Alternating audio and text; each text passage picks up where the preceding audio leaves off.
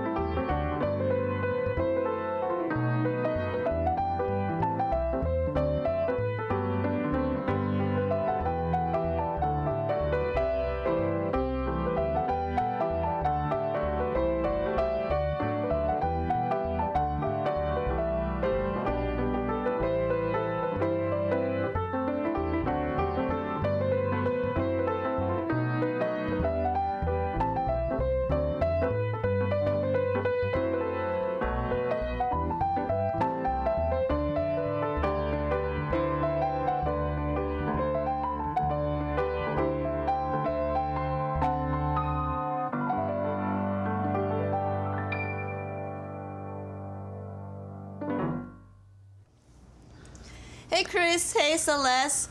Hi. Thanks for being here. Good to meet you. Thank you so much for having us. But you were very young at the age of maybe even before you turned 6 when you started playing music. You know, my mom made the whole family take piano lessons, but I wasn't interested. I wanted nothing to do with it.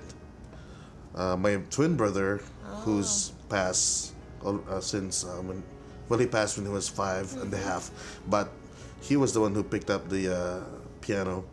When he passed, some of my family told me to just, ask him to leave his talent. Wow. And Filipinos are superstitious, and so I just followed what they told me, and then 9 months later, started to play the piano, and that was how it started.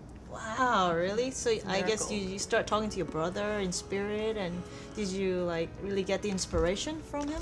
I vaguely remember coming downstairs and playing all these. He liked a lot of religious music.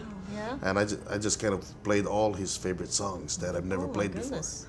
When I read about your story, and you were in the Philippines, and you were brought to Hawaii when you were about 9 years old, there's a story associated with that, right?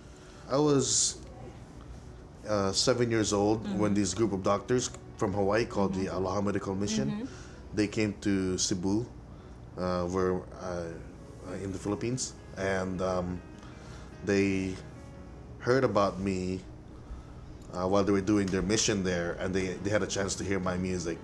And they mentioned that one of the eye doctor there, Dr. Camera, mentioned that there's this procedure that he could do to put artificial implants, artificial eyes, but I would have to come to Hawaii, and they were willing to bring me to Hawaii. So when I was 9, my mom and I they brought me to Hawaii. Oh, wow. You're both from the Philippines, but you met in Hawaii. What's the story behind that? Well, we actually met in 2008 with a common friend in college. We found out that we had a lot of things in common. It went from music to we were able to talk about anything. So it was just, we met in 2008 and got married in 2009. Wow. Yeah. What was your first impression of Chris? I really love his personality. I'm so fascinated with his talent, and I find it interesting to just know more about him.